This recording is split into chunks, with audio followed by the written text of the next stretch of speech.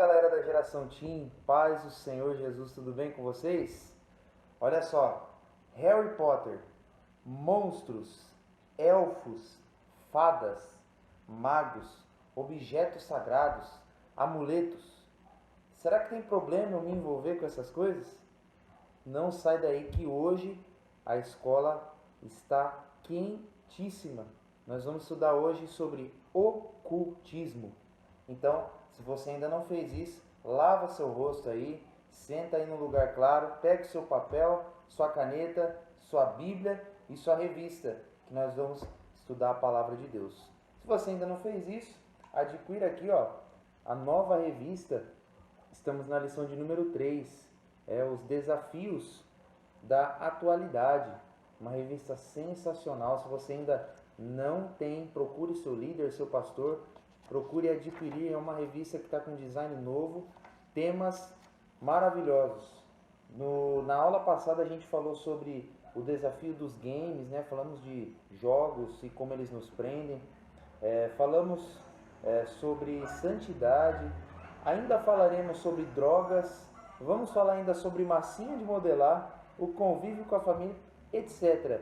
Adquira a sua revista, está uma bênção. Ela vale por 3 meses e o preço dela é excelente, tá?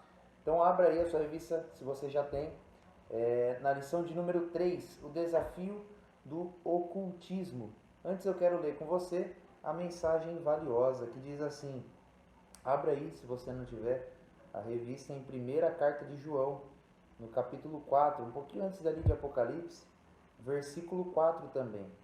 Diz assim, filhinhos, sois de Deus e já os tendes vencido, porque maior é o que está em vós do que o que está no mundo. Verdade aplicada, o ocultismo tem atraído crianças, adolescentes e adultos utilizando a arte como instrumento de persuasão.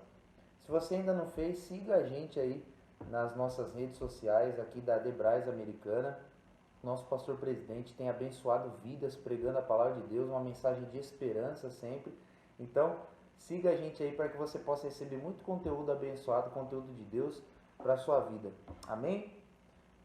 Quero ler com você também João capítulo 3, versículo de número 20 até o 21. Abre aí a sua Bíblia. João 3, está lá o texto áureo da Bíblia. E um pouquinho mais para frente, no versículo 20, diz assim, porque todo aquele que faz o mal odeia a luz e não vem para a luz, para que as suas obras não sejam reprovadas. Mas quem pratica a verdade vem para a luz, a fim de que as suas obras sejam manifestas, porque são feitas em Deus. O que é o ocultismo? O ocultismo, se você pesquisar a definição, é o conhecimento daquilo que está oculto.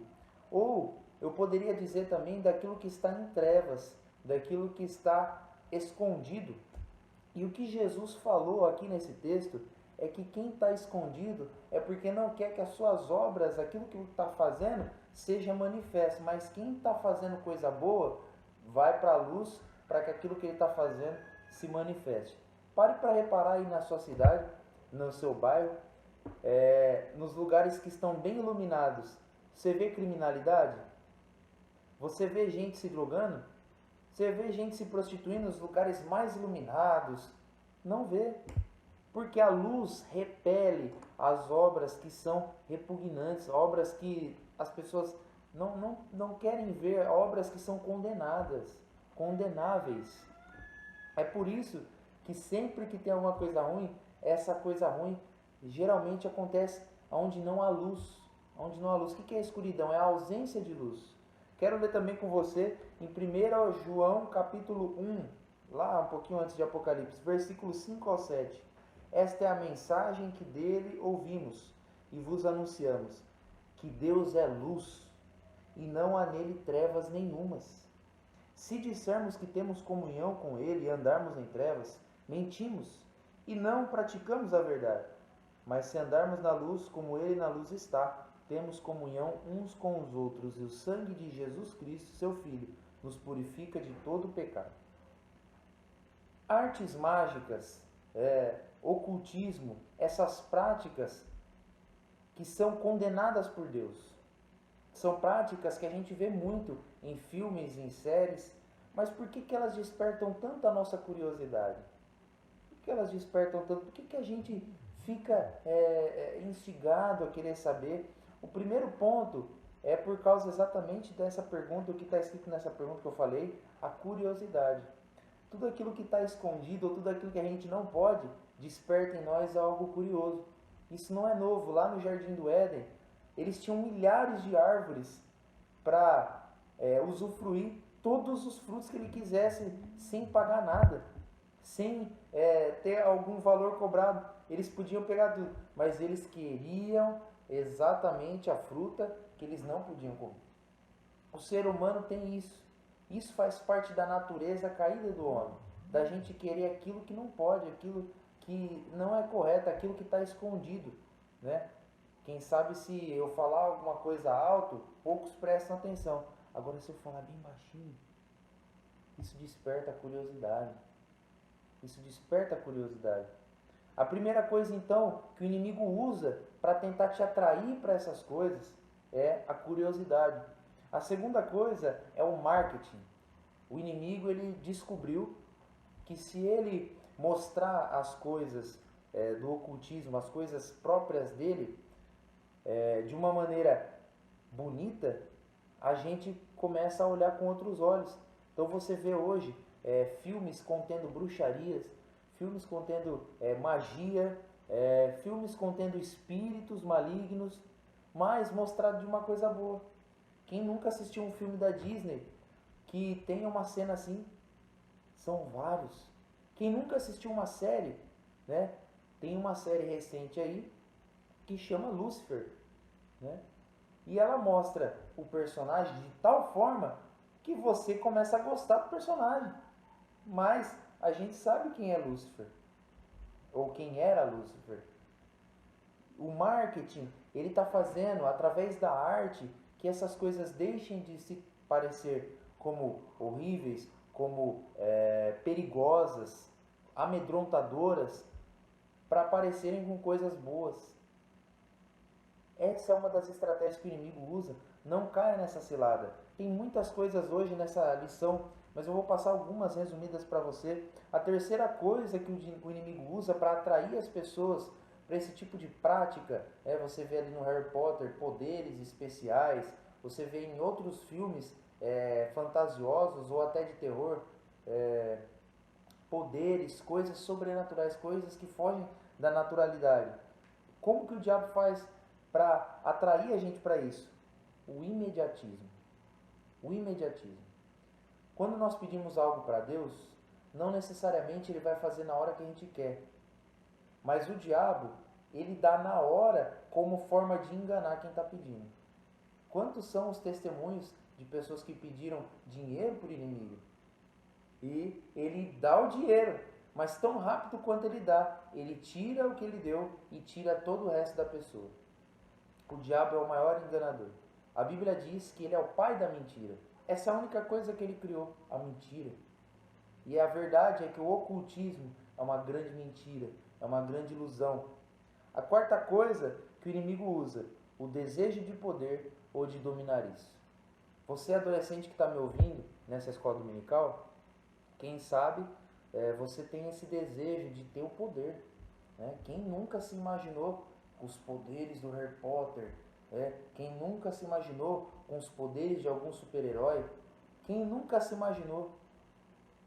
O desejo de poder. Por quê? No Evangelho as coisas são diferentes. No Evangelho existe um ser superior, o nosso Deus, que ele comanda. E ninguém gosta de um Deus que comanda tudo.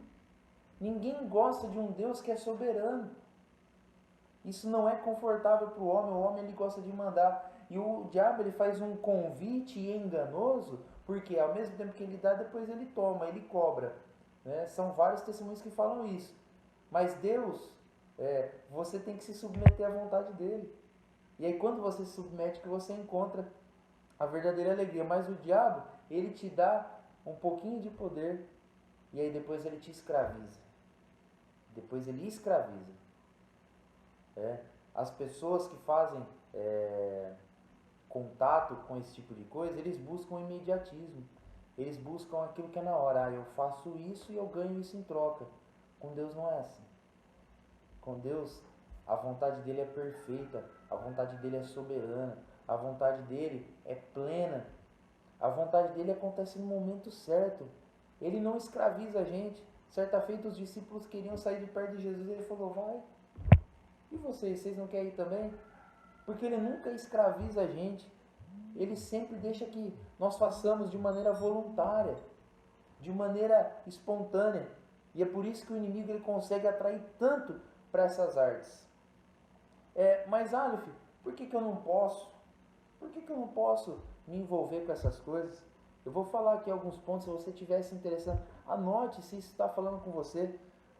Primeiro, porque Deus condena essa prática. Olha o que está escrito em Deuteronômio, capítulo 18, versículo 9 ao 13. Quando entrares na terra que o Senhor teu Deus te der, não aprenderás a fazer conforme as abominações daquelas nações. Entre ti não se achará quem faça passar pelo fogo seu filho ou sua filha, nem adivinhador, nem prognosticador, nem agoureiro, nem feiticeiro, nem encantador de encantamentos, nem quem consulte um espírito adivinhante, nem mágico, nem quem consulte os mortos, pois todo aquele que faz tal coisa é abominação ao Senhor. E por estas abominações o Senhor teu Deus está lançando elas de fora diante de ti. Perfeito serás como o Senhor teu Deus. A primeira coisa que a gente tem que entender é que Deus não se agrada disso. Por que eu vou querer fazer uma coisa que Deus não se agrada, sendo que Ele tem tantas coisas boas para minha vida? Segundo ponto, porque o diabo quer te escravizar. Eu, quando criança, quando adolescente, eu recebia convites de amigos, para me envolver com algumas práticas dessas. E isso era sempre muito tentador. Por quê?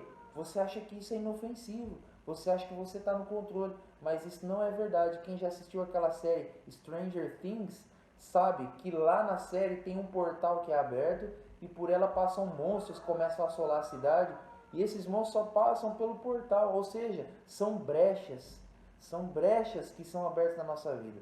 O inimigo, ele usa desse desejo, dessa curiosidade, esses filmes, essa curiosidade, para que a gente abra brechas na nossa vida. E quando a gente abre brecha, o inimigo ele não gosta de nós, o inimigo ele não está feliz conosco. Ah, mas o inimigo existe? Está escrito aqui, que o ladrão não vem senão a roubar, a matar e a destruir. O inimigo existe. E ele odeia a gente. Ele odeia a gente. Tudo que ele quer é que a gente não esteja perto de Deus. É que a gente não esteja próximo ao Senhor. A terceira coisa que o inimigo, que eu tenho como motivo para não ir atrás das práticas ocultistas, é porque o poder de Jesus é maior que o do diabo. Eu poderia falar muitas coisas aqui sobre o assunto, o tempo não nos permite, mas uma consideração sobre isso. O poder de Jesus é muito maior do que o do diabo. É muito melhor do que o do diabo. Aleph, você falou aí de poder. Tem como um cristão ter poder? Tem. É isso que não te explicaram. Tem como você ter superpoderes? Sim. Tem como você ser super-herói? Sim. Jesus foi o maior super-herói. Ele se deparava com pessoas que estavam em estados deformados, pessoas que estavam contaminadas. Nós estamos passando um tempo de pandemia. Pessoas que estavam aleijadas, cegas, pessoas que tinham, quem sabe, um membro menor do que o outro. E Jesus chegava, usava o seu superpoder ali naquela pessoa e curava aquelas pessoas. Deixa eu te dizer uma coisa. O poder de Jesus é muito maior do que o diabo e ele não te escraviza. Ele não te escraviza. Eu quero te desafiar a ler aí comigo sobre os dons espirituais. Você vai achar na carta aos Coríntios, o capítulo de número 12, versículo 4 diz assim, ora, há diversos dons, mas o Espírito é o mesmo.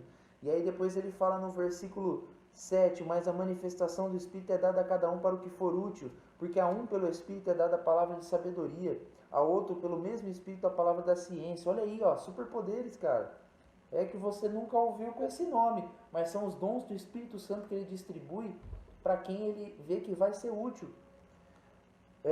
A um pelo Espírito é dada a palavra de sabedoria, olha aí, pelo mesmo Espírito, a palavra da ciência, a outro a fé, e a outro pelo mesmo Espírito os dons de curar, a outro operação de maravilhas, a outro profecia, outro discernir os espíritos, né? Você saber o que é de Deus, o que é do homem, o que é do diabo. A operação de maravilhas, tem um braço que está decepado, a pessoa perdeu, cresce outro no lugar, está com um órgão defeituoso, Deus troca, a pessoa faz chover. Outro, discernir variedade de línguas. Outro, interpretação das línguas. Tem muita coisa que Deus tem preparado para nós. E nós precisamos corrigir o nosso foco. Você não precisa ir atrás de uma prática como essa. Aleph, significa que eu não posso assistir mais nada? Não, significa que você tem que ter o seu foco correto. Você tem que saber que existe um Deus no céu, que Ele quer fazer da sua vida uma grande aventura, onde você vai ser usado por Ele para salvar muitas pessoas, para usar o poder dEle aqui nessa terra, em amor a outras pessoas que estão carentes, que estão precisando de ajuda. Se você está sendo tentado a procurar esse tipo de coisa, pare com isso agora. Em nome de Jesus, o inimigo está te enganando. O inimigo ele faz uma ilusão, ele é um ilusionista. Ele não é real. Pare com isso. Deus tem o melhor para a sua vida. Deus tem o melhor para você. Em nome de Jesus. Entenda isso. Entenda isso. O Espírito Santo de Deus quer te encher de poder. E você não precisa procurar as coisas do inimigo para isso. Eu quero orar com você nesse momento. Feche seus olhos. Pai, em nome de Jesus. Se existe algum adolescente, Senhor, que está sendo tentado, Pai. Senhor, que está indo por práticas, ó Pai, erradas, Senhor. Coisas que nem os seus pais estão sabendo. Coisas que as pessoas que cuidam dela, não sabem. Coisas que seus líderes, pastores não sabem. Pai, eu quero te pedir que essa tentação caia por terra agora. Assim como na quarentena de Jesus no deserto, o inimigo foi tentar ele, eu creio que o inimigo tem tentado muitos dos teus filhos. Mas eu quero te pedir que assim como o Senhor saiu daquele deserto, cheio do poder do teu Espírito Santo, eu quero te pedir que nós saímos também dessa quarentena cheios do poder do Espírito. Que esse meu irmão que me ouve pare de ser tentado agora. Que ele possa dizer não para qualquer tipo de prática como essa, que é condenada pela palavra, que é condenada por Jesus. E que nós possamos, ó Pai, ver que quanto mais satisfeitos nós somos no Senhor, mais nós glorificamos o Teu nome. Senhor, fica conosco, é o que eu te peço em nome de Jesus. Amém? Fica com essa palavra. Deus tem o melhor para a sua vida. Deus tem poder para a sua vida. Mas para isso, se entrega de verdade para Ele. Abre o seu coração. Medita nesse livro que Deus vai fazer coisas extraordinárias na sua vida. Se você quiser estudar na sua casa, anote 1 Pedro 5:8, 2 Coríntios 11:14 e 1 João capítulo 3, versículo 8. Deus abençoe sua vida. Um ótimo domingo. Fica na paz do Senhor.